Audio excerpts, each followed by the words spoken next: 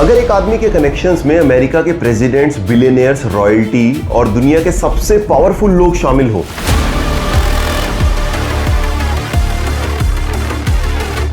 तो क्या इसका मतलब है कि सब कुछ वैसा ही था जैसा दिखता था? जेफरी एप्स्टीन का नाम सुनते ही दिमाग में एक सवाल आता है कि वो आखिर था कौन? एक स्कूल टीचर जो कॉलेज डिग्री भी कंप्लीट नहीं कर सका, या एक फाइनेंसर जिसने दुनिया के सबसे अमीर लोगों तक अपनी पहुंच बना ली? और फिर वो फाइल सामने आई जिसके रिलीज होने का इंतजार सालों से किया जा रहा था।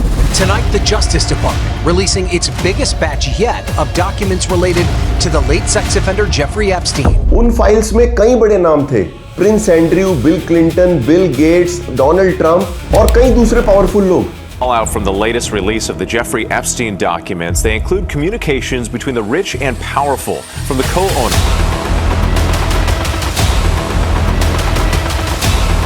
लेकिन सबसे बड़ा सवाल ये नहीं था कि इन फाइल्स में कौन था। सबसे बड़ा सवाल ये था कि आखिर इन फाइल्स में था क्या? विक्टिम्स ने क्या स्टेटमेंट्स दिए? पुलिस को पहली कंप्लेंट कब मिली? आखिर कैसे इतनी सारी माइनर गर्ल्स एक ऐसे नेटवर्क में फंस गई जहां पे पावर, पैसा और इन्फ्लुएंस दुनिया में सबसे बड़ा लग रहा था? Virginia tells NBC News what she has previously alleged in court filings, that Epstein directed her to also have sex with a number of powerful men, among them Britain's Prince Andrew. क्यों कई लड़कियों ने कहा कि उनकी बात सालों तक किसी ने नहीं सुनी? क्या लिटिल सेंट जेम्स सिर्फ एक प्राइवेट आइलैंड था या कुछ और? लॉलिता एक्सप्रेस क्या था और ये नाम पड़ा कैसे? और जब हजारों पेजेस के कोर्ट डॉक्यूमेंट्स पब्लिक हुए तो क्या लोगों को जवाब मिले या उनके पास अब और भी ज्यादा सवाल थे? ये कॉन्स्पिरेसी की कहानी नहीं है, ये public records, witness testimony, police investigation और ऑफिशियली रिलीज किए गए पब्लिक डॉक्यूमेंट्स पर एक क्रोनोलॉजिकल टाइमलाइन है। तो चलिए शुरू करते हैं।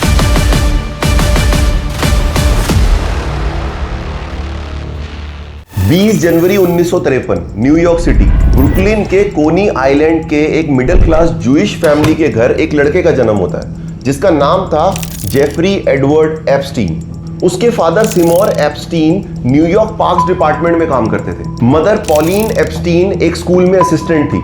अगर उस वक्त किसी ने कहा होता कि इस घर से एक ऐसा आदमी निकलेगा जिसके नाम प्रेसिडेंट्स, प्रिंसेस और बिलियनियर्स के साथ लिए जाएंगे, तो उस समय उस बात पर कोई भी यकीन नहीं करता। जेफरी बचपन से ही इंटेलिजेंट माना जाता था, पर्टिकुलरली मैथमेटिक्स में। स्कूल टीचर्स उसकी एनालिटिकल थिंकिंग के लिए बहुत ज्यादा प्रेज करते थे। उसने लफायते हाई स्कूल से ग्रेजुएशन की, उसके बाद पहले कूपर यूनियन और फिर न्यूयॉर्क यूनिवर्सिटी में एडमिशन लिया। लेकिन एक चीज कभी कंप्लीट नहीं हुई, उसकी कॉलेज डिग्री। और यही बात बाद में उसकी लाइफ की सबसे बड़ी मिस्ट्री बन गई, क्योंकि बिना डिग्री के उसे एक दिन जॉब मिलती है न्यूयॉर्क के सबसे एलीट प्राइवेट स्कूल में। ईयर 1974, न्यूयॉर्क डाल्टन स्कूल, एक ऐसा स्कूल जहां पर पढ़ते थे अमेरिका के सबसे इन्फ्लुएंशियल और वेल्दी लोगों के बच्चे। ये वही स्कूल था जहां पर एडमिशन लेना भी आम बात नहीं थी, लेकिन वहां पर टीचर बन गया था 21 साल का जेफरी एप्स्टीन। और सबसे सरप्राइजिंग बात, ना उसके पास कॉलेज डिग्री थी और ना ही कोई एक्सपीरियंस। तो सवाल आता है, उसे जॉब मिली कैसे? पब्लिक रिपोर्ट्स के अकॉर्डिंग डाल्टन स्कूल के हेडमास्टर डोनाल्ड बार अनकन्वेंशनल हायरिंग के लिए जाने जाते थे। कई रिपोर्ट्स के मुताबिक उन्होंने जेफरी की मैथमेटिकल एबिलिटी देखकर उसे हायर किया, लेकिन एग्जैक्ट हायरिंग प्रोसेस कभी भी ऑफिशियली एक्सप्लेन नहीं किया गया। और यही वजह है आज भी इस अपॉइंटमेंट को लेकर बहुत सारे सवाल खड़े हैं। डाल्टन स्कूल में जेफरी मैथमेटिक्स और फिजिक्स पढ़ाता था। स्टूडेंट्स और पेरेंट्स के बीच उसकी इमेज एक यंग इंटेलिजेंट टीचर की थी। लेकिन सिर्फ 2 साल बाद 1976 में जेफरी डाल्टन स्कूल छोड़ देता है और यहीं से शुरू होती है पहली सबसे बड़ी मिस्ट्री। आखिर हुआ क्या था?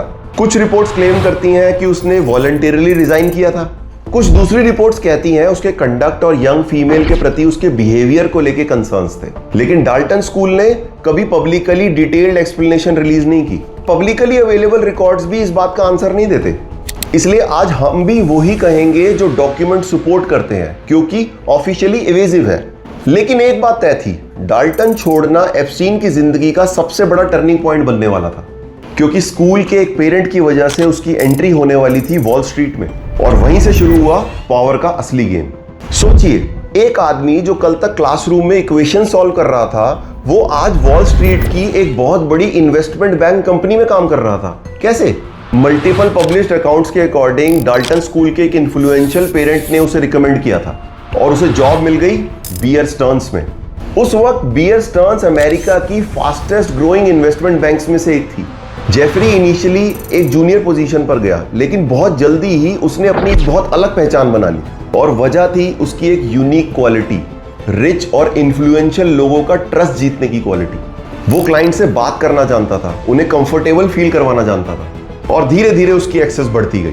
1980 तक आते आते वो बियर स्टर्न्स का एक लिमिटेड पार्टनर बन गया, लेकिन 1981 में कंपनी उसके ऊपर एक्सपेंसिव ज्वेलरी और फाइनेंशियल रेगुलेटरी वायलेशंस को लेकर एक इंटरनल प्रोब चलाती है और एप्स्टीन गुस्से में आकर क्विट कर देता है। वॉल स्ट्रीट भी एप्स्टीन के लिए अल्टीमेट डेस्टिनेशन नहीं थी, उसे और ज्यादा पावर चाहिए थी और ज्यादा पावर के लिए उसका एक बिजनेसमैन से मिलना बहुत जरूरी था, जिसका नाम इस केस में बहुत कम लिया जाता है, क्योंकि अगर आज वो बिजनेसमैन नहीं होता तो जेफरी एप्स्टीन नहीं होता।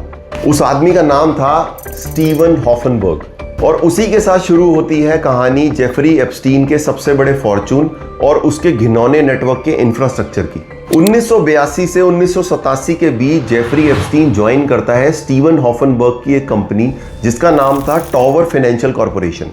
दोनों ने मिलकर अमेरिकन हिस्ट्री की सबसे बड़ी पॉन्जी स्कीम्स में से एक को चलाया, जहां इन्वेस्टर से $450 मिलियन ठगे गए। पॉन्जी स्कीम क्या होती है? ये एक ऐसा फाइनेंशियल फ्रॉड है जहां ना कोई असली बिजनेस होता है, ना ही कोई असली प्रॉफिट। पुराने इन्वेस्टर्स को उनका रिटर्न देने के लिए कोई लीगल इन्वेस्टमेंट का नहीं, बल्कि नए इन्वेस्टर से आए पैसे का यूज किया जाता है। एप्स्टीन ने यहां से सीखा कि कानून के डर से बचने के लिए कैसे accounting loopholes and shadow companies का यूज किया जाता है। जब ये स्कैम फूटा तब हॉफनबर्ग को जेल हुई और एप्स्टीन बिना किसी चार्ज के सारे पैसे लेकर निकल चुका था। 1988 में एप्स्टीन एक अलग firm J Epstein and company शुरू करता है। उसका एक स्ट्रिक्ट रूल था, वो उन्हीं लोगों का पैसा मैनेज करेगा जिनकी नेट वर्थ $1 बिलियन से ऊपर है। इसी दौरान उसकी मुलाकात होती है लेस्ली वेक्सनर से, जो विक्टोरिया सीक्रेट के ऑनर है। वेक्सनर ने एप्स्टीन पर इतना अंधा भरोसा किया कि उसने अपने पूरे बिजनेस एम्पायर और पर्सनल असेट्स पर उसे पावर ऑफ अटर्नी दे दी। इस बेशुमार पैसे और अथॉरिटी से एप्स्टीन ने मैनहट्टन का सबसे बड़ा टाउन हाउस कंट्रोल करना शुरू किया। 1991 में एप्स्टीन अप्रोच करता है गिलेन मैक्सवेल को, जो ब्रिटिश मीडिया के रॉबर्ट मैक्सवेल की बेटी थी। रॉबर्ट मैक्सवेल की मौत के बाद गिलेन मैक्सवेल बिल्कुल अकेली और फाइनेंशियली वीक थी। एप्स्टीन ने उसे पैसा और स्टेटस दिया और गिलेन मैक्सवेल ने उसके लिए high society aristocrats, global politicians और रॉयल फैमिलीज के दरवाजे खोल दिए। अनसील्ड फाइल्स दिखाती हैं कि गिलेन के फादर रॉबर्ट मैक्सवेल के पुरानी इजरायली इंटेलिजेंस मोसाद के साथ लिंक्स थे और एप्स्टीन खुद इजरायली टॉप पॉलिटिशियंस के बहुत करीब था। फाइल्स उन्हें ऑफिशियली ऑन ड्यूटी एजेंट्स नहीं बताती, लेकिन कुछ एक्सपर्ट्स कहते हैं कि उनका पूरा सेटअप एक स्टेट लेवल स्पाई ऑपरेशन की तरह काम कर रहा था, जहां कलेक्टेड डेटा और ब्लैकमेलिंग मटेरियल बड़े देशों की इंटेलिजेंस को पास ऑन किया जाता था। 1992 में एप्स्टीन ने अपनी एक shell company Hyperion air incorporation के जरिए एक बोइंग जेट 727-200 जेट खरीदा, जिसे बाद में मीडिया लॉलिता एक्सप्रेस का नाम देती है। ये नाम इसलिए पड़ा क्योंकि उस प्राइवेट प्लेन का यूज माइनर लड़कियों और ग्लोबल एलिट्स को कोऑर्डिनेट करने के लिए किया जाता था। ये लॉलिता वर्ड आया 1955 की एक फेमस नॉवल से, जिसको लिखा था व्लादिमीर नाबोकोव ने। नॉवल में एक मिडिल एज प्रोफेसर 12 साल की बच्ची लॉलिता को सेक्सुअली अब्यूज करता है और मीडिया ने इसी डार्क रेफरेंस को उठाकर एप्स्टीन के प्लेन को लॉलिता एक्सप्रेस का नाम देना शुरू किया। एप्स्टीन एलिट्स को बिना किसी मीडिया, पासपोर्ट सर्वेलेंस और कस्टम चेकिंग से सेफ लग्जूरियस ट्रेवल का लालच देता था। 1998 में एप्स्टीन यूएस वर्जिन आइलैंड्स के पास एक प्राइवेट आइलैंड $8 मिलियन में खरीदता है और उसका नाम था लिटिल सेंट जेम्स। आइलैंड को एक इम्पेनिट्रेबल फोर्ट्रेस बनाया गया। हर एक स्टाफ मेंबर, हाउसकीपर से लेकर पायलट और शेफ तक से नॉन डिस्क्लोजर एग्रीमेंट साइन करवाया गया। पूरे आइलैंड पर प्राइवेट आर्म सिक्योरिटी थी। यहाँ कोई आम कमरे नहीं थे।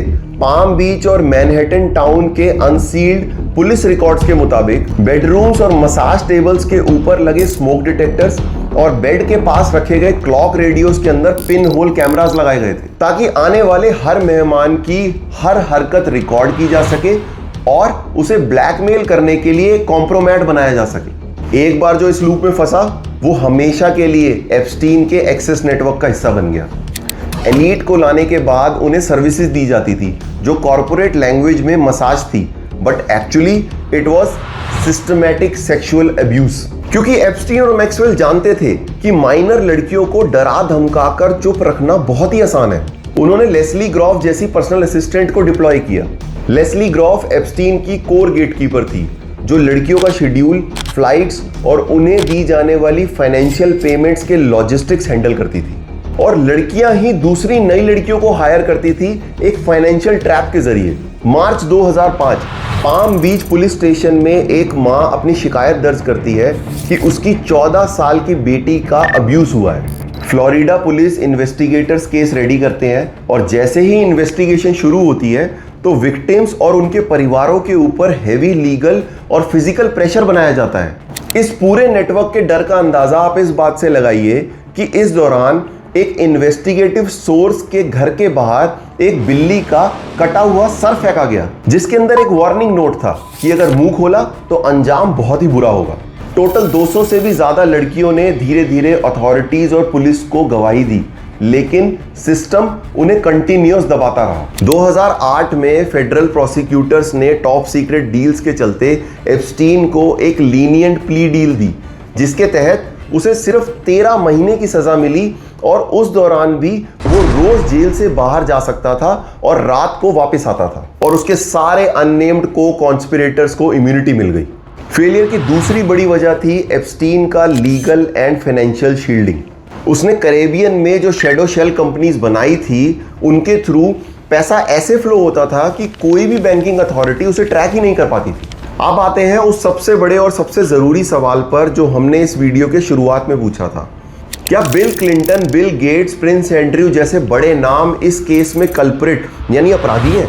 इसका कानूनी सच बहुत ध्यान से समझिए। पहला नाम लेते हैं प्रिंस एंड्रयू। इनका केस सबसे डेंजरस और सबसे अलग था। फाइल्स में उनके खिलाफ डायरेक्ट सेक्सुअल अब्यूज के एलिगेशंस थे।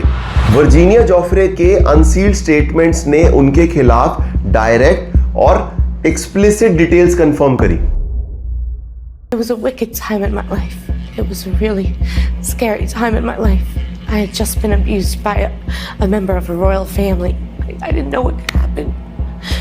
And I couldn't comprehend how on the highest levels of the government and powerful people were allowing this to happen. Not only allowing it to happen, but participating in it. जिसके बाद उन्हें उनके royal privileges और military title से strip कर दिया गया।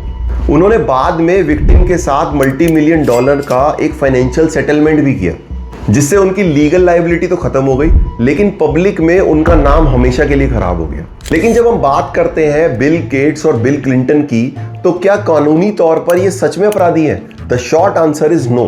Unsealed documents में इनका नाम किसी एक्सप्लिसिट क्रिमिनल ऑफेंस या क्राइम करते हुए दर्ज नहीं हुआ है। बिल क्लिंटन के फ्लाइट लॉग्स जरूर मिले हैं और वर्जीनिया जोफ्री ने अपने स्टेटमेंट में यह जरूर कहा है कि एप्स्टीन के यहां उसने क्लिंटन का नाम सुना है, लेकिन इससे कोई भी इल्लीगल एक्टिविटी क्लिंटन के खिलाफ साबित नहीं होती।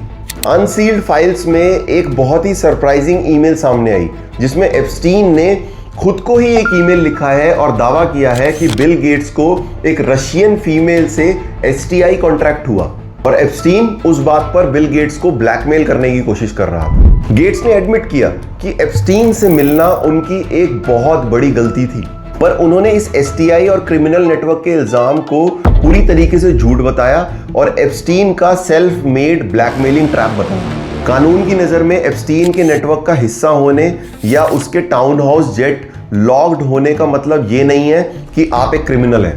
नवंबर 2018 मियामी हेराल्ड की एक इन्वेस्टिगेटिव जर्नलिस्ट जूली ब्राउन एक एक्सप्लोसिव रिपोर्ट पब्लिश करती हैं। वो 2008 के उस घिनौने प्ली डील को पर्दे से बाहर लाती हैं और विक्टिम्स का इंटरव्यू करती हैं। इस सिंगल जर्नलिज्म पीस के बाद सिस्टम पर इतना प्रेशर बढ़ता है कि फेडरल इन्वेस्टिगेटर्स को वो केस दोबारा ओपन करना पड़ता है। जुलाई 2019 में एप्स्टीन को न्यूयॉर्क में सेक्स ट्रैफिकिंग के लिए दोबारा अरेस्ट किया जाता है। 10 अगस्त 2019 मेट्रोपॉलिटन करेक्शनल सेंटर के हाई सिक्योरिटी सेल में एप्स्टीन अनरिस्पॉन्सिव मिलता है। इनसाइड स्पेशल हाउसिंग यूनिट उसे रात के 10:40 पर लॉक किया जाता है। मोशन सेंसर चेक कंफर्म करते हैं कि रात 11 बजे से लेकर सुबह 6 बजे तक एक्सेस हॉलवे में किसी भारी प्रेजेंस की एंट्री नहीं हुई। हालांकि इस विंडो के बीच 2 डेडिकेटेड गार्ड स्लीप मोड में चले जाते हैं और security lock counter science fake करते हैं। Official forensics verdict, death by suicide. 2021 में गिलेन मैक्सवेल को सेक्स ट्रैफिकिंग के लिए 20 साल की सजा सुनाई जाती है। लेकिन सबसे अजीब विजुअल डिटेल थी एप्स्टीन के आइलैंड पर बना वो mysterious blue and white dome structure. लोग उसे इंटरनेट पर कोई कल्ट टेम्पल बोल रहे थे, पर डी क्लासिफाइड आर्किटेक्चर लेआउट से ये कंफर्म हुआ कि वो कोई टेम्पल नहीं था, बल्कि एक अल्ट्रा सिक्योर प्राइवेट जिम और स्टोरेज जोन था जिसके अंदर हैवी मल्टीमीडिया सर्वर्स और बैकअप चल रहे थे। वही सर्वर सिस्टम्स जहां से बदनाम सर्विलेंस को मैनेज किया जाता था। लेकिन अगर आपको लगता है कि कहानी 2024 तक आते आते खत्म हो गई थी तो ठहरिए, असली भूचाल तो अभी हाल ही में आया है। लेट 2025 में यूएस कांग्रेस में एक हिस्टोरिक बिल पास किया गया जिसका नाम था एप्स्टीन फाइल्स ट्रांसपेरेंसी एक्ट। इस लॉ ने यूएस गवर्नमेंट और डिपार्टमेंट ऑफ जस्टिस के लिए सारे डॉक्यूमेंट्स पब्लिक करना मैंडेटरी कर दिया। और इसके बाद 30 जनवरी 2026 को जो हुआ उसने पूरी दुनिया को हिलाकर रख दिया। डिपार्टमेंट ऑफ जस्टिस ने एक वेबसाइट पर 3 लाख से ज्यादा पेजेस, 2000 से ज्यादा वीडियो रिकॉर्डिंग्स और 1,80,000 से ज्यादा इमेजेस का आज तक का सबसे बड़ा डेटा रिलीज कर दिया। और इस मेगा डंप से क्या हुआ? जो प्रिंस एंड्रयू अभी तक बचते आ रहे थे, उन्हें किंग चार्ल्स III ने सारे रॉयल टाइटल्स और रेजिडेंसीज से हमेशा के लिए बेदखल कर दिया।